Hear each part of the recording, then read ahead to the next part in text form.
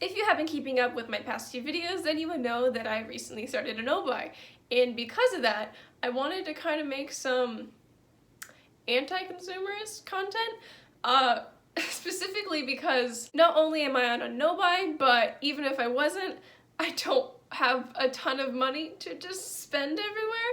So I thought I would kind of help myself and maybe help you guys if you feel tempted by certain palettes, just to encourage you to shop your stats and look to see if you have that same palette within other palettes, if that makes sense. I thought this would be kind of fun just to, you know, vibe with eyeshadows and be inspired by color stories without actually spending a ton of money. So the palette that inspired me to make this video was the Beaute Bean plus Shroud Cosmetics collab, and can I just say congrats to her. That is amazing, and also her palette is so beautifully thought out. The color story is so inspiring, and it's just not something you see every day. And even the colors she chose were more nuanced than just like green, purple. She had interesting undertones and combinations, and I think she did a fantastic job. And when I saw that, I was like,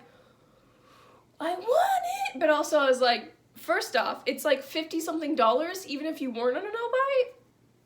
Come on. And second off, you're on a no-buy, so yeah. So I realized the more I looked at it, I actually kind of have some of those colors. I thought, wow, that is so unique. There's no way I could have any of those. And then I was like, hold up. Do I?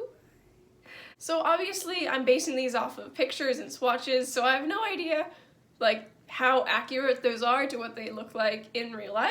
So for the first lime green metallic shade called Handbook, I reached for my newest palette actually. It is this NYX Ultimate Shadow Palette in the shade Ultimate Utopia.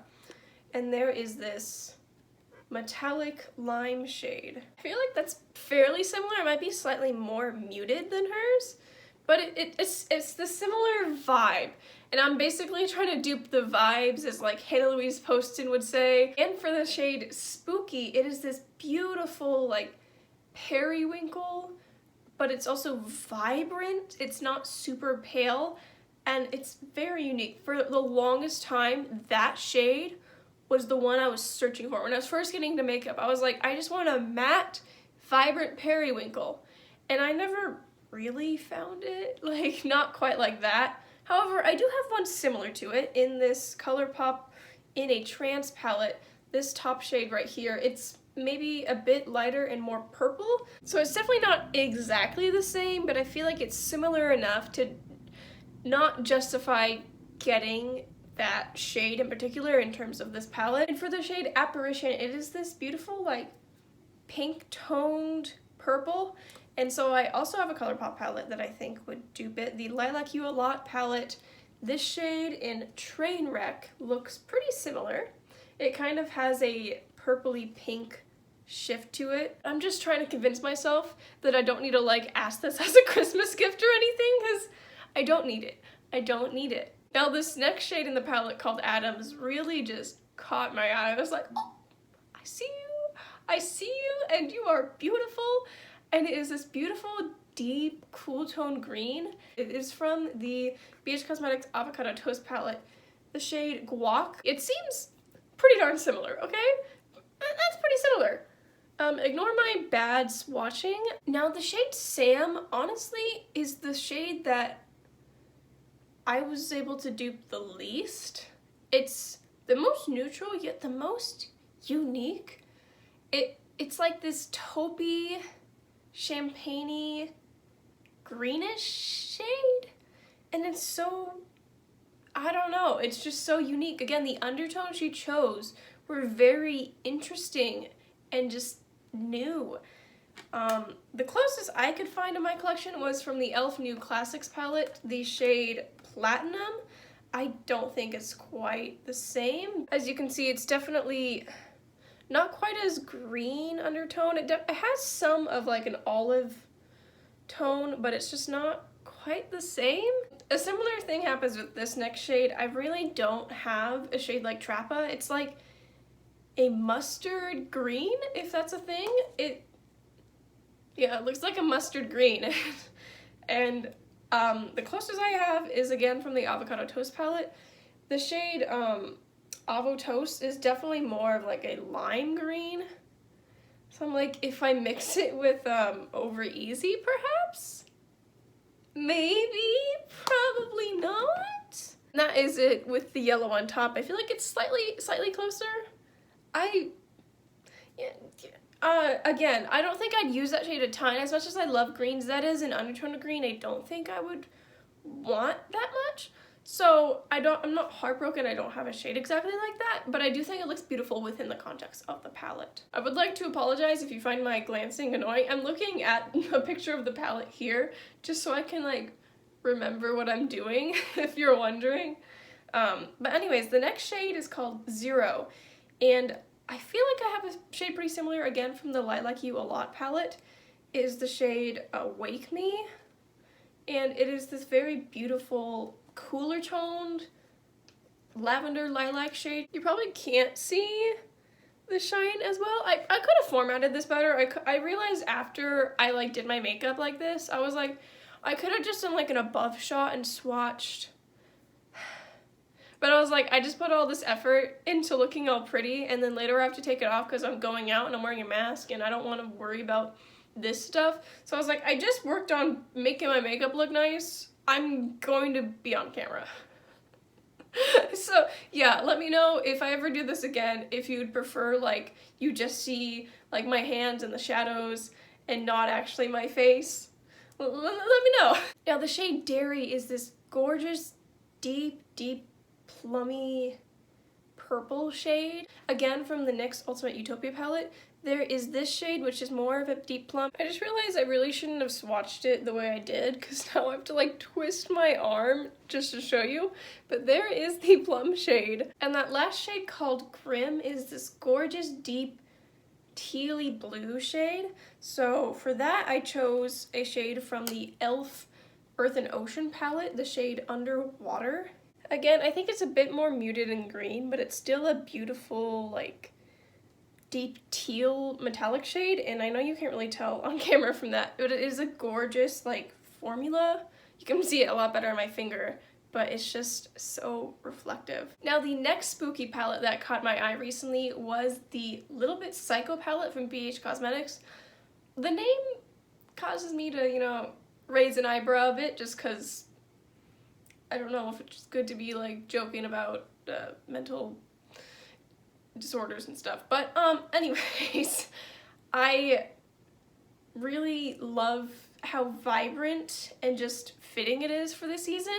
Now for the first shade called Devil Wears It, which seems like a slightly muted, cooler toned red metallic, I chose the shade Captivating from the Profusion Rubies palette. It seems pretty similar in undertone and just like depth to that one.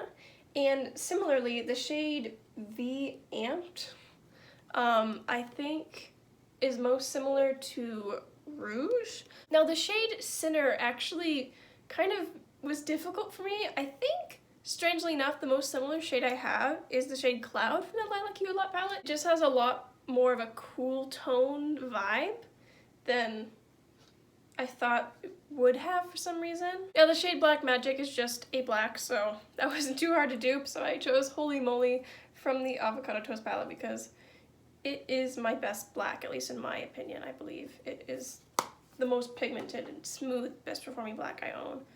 So I feel like that part wasn't that hard to dupe. The next one is a white. I actually don't own a matte white. The next shade, again, I think it's most similar to Trainwreck. I don't know, it just seems kind of strange to put that within the context of the palette where they have these intense reds, you know, black, white, and then they have like a purpley pink shade. Like, okay. For the shade Knockout, I decided to reach back into this Rubies palette because it looked pretty similar to Fireball right here. I feel like that's pretty spot on. I mean, the parts of this palette that I'm most attracted to are the reds, and they were all from that Rubies palette, so yeah, I don't know why I thought that this was different. It's literally just shades I already have. I'm not sure what that last shade is called because the picture is kind of blurry. but it is this yellow shade. The closest I have to that is the shade Over Easy from the Avocado Toast palette, but that yellow is definitely more vibrant. Instead, this one's a bit more muted and has a tiny bit of like an orangey, peachy tint, but I'm not that mad about that. I don't reach for yellows that often at all, so I don't need every shade of yellow. It's definitely not exactly the same one. Is that a bruise? I just discovered I have a bruise right there. I don't know how that happened, but anyways, it's definitely not exactly the same yellow, but I feel like this is so similar to that palette. And I don't even have a giant collection. I have like 10 eyeshadow palettes. Now, this last palette that caused a lot of people to turn heads was the Colourpop Gather Round Sisters palette. Yes, the Hocus Pocus collab that everyone was like, wow, beautiful packaging. They open up and they're like, okay. I feel like the color story is actually really beautiful, but it's definitely not the most unique or groundbreaking. It's pretty. It's a nice fall palette, but it's nothing that makes me want to run out and get it. But I thought I would dupe it just because, you know, it's been a talked about palette for sure. And the first shade, called Full Moon, I'm not going to bother swatching really, but it's just like a matte cream shade. Like, okay. The second shade for Hello Salem I thought looked similar to the shade Truffle from this e.l.f. New Classics palette. It just seems like a pretty basic pinkish brown. Honestly, theirs might be a little bit lighter and pinker, but that shade isn't like, wow, so unique. You probably have something similar enough. The next shade, Brew Potion, is actually really gorgeous. And I don't have something that's exactly like the duochromatic shine that has. I chose a shade from this NYX Ultimate Utopia palette. This one has a bit of like a shift. You can't really see, but it is a slightly like a greenish, palish shift to this brown. Now for the shade On Toast, I don't think I have something that's quite as warm toned as that, but I do have a shade from this Wet n Wild Comfort Zone palette that is just slightly more reddish, but it seems pretty dang similar. For the shade Coven, it looks like a deep warm tone matte with like some shimmer in it, but I just chose another matte. The shade Auburn from the Rubies palette. And then for Come Little Children, I thought the shade Uptown from the New Classics palette. I'm like reaching for the same palettes because again, I don't have that many palettes. Reaching back into that Rubies palette, I thought that the shade Orbit looked kind of similar to Tis Firm. I keep on having to try to readjust where I place these, and for some reason, none of the metallicness of any of the shades are really showing up, so I apologize. For the shade Thackeray Binks, though, I realized I don't actually have a shade that purple and, like, metallic. I reached for the shade Persona from the Profusion Mauves, but honestly, it's not that, similar. I think it would be something I could easily make by mixing like an actual purple metallic I have with this, and then I can make a similar shade. I'm kind of curious now, so I have the shade Fluff from the Lilac You a Lot palette again. Dude, I actually kind of made a shade that was really similar to it. So that's Fluff mixed with Persona. That's definitely closer to the color, so like, I don't feel any need to have it when I could just mix and match things. Now for the shade Yabos looks really gorgeous. It is like this warm, muted, greeny shade. So I feel like that's pretty similar to this green in the NYX palette again. Honestly, that's really similar. Now the shades Call It a Bus and Wench look like shimmery black and white. I chose Trenches because I think theirs is more of a matte with glitter, but this is just like a satiny metallic formula. It's really nice if you want like a bit of a sheen on your black. It's very pigmented. And then for the white, I'm going to choose Blanc from the New Classics palette. I feel like that's pretty spot on. It's a little hard to see the white because I'm so pale, but it's there, trust me.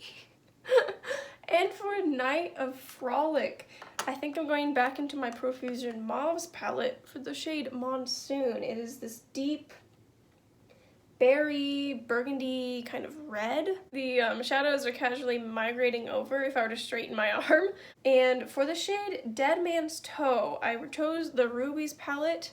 The shade Love Struck looks like a pretty similar berry matte. This one has a bit of shimmer particles in it, but it pretty much translates as a matte, maybe slightly satin shade. The sky looks a little bit strangely hazy today, so the lighting's a little bit strange, but hopefully you can see that it is a cooler, more pinky berry shade. Now the shade Bewitched is one of those really gorgeous, deep, olivey shades.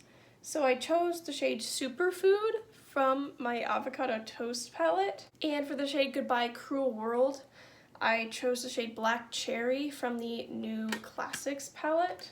So here is the matte green, and this one, it might be a bit more satin than the shade in that palette, but it's definitely a very similar undertone.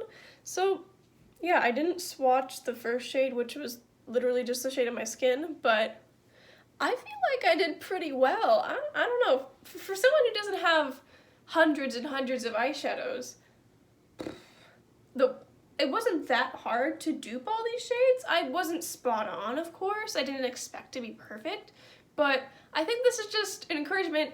If you have a collection the size of mine or bigger, you can probably dupe palettes fairly easily, especially if they do have a lot of more neutral shades that they focus on. So yeah, I would totally encourage you to shop your stashes, look through what you have, and use what you have when you see a new palette or a new whatever. Instead of looking at that as a potential purchase, look at it as an inspirational color story. More often than not, if you are a beauty enthusiast, you probably have the majority of the shades in that palette, or at least ones that are very similar.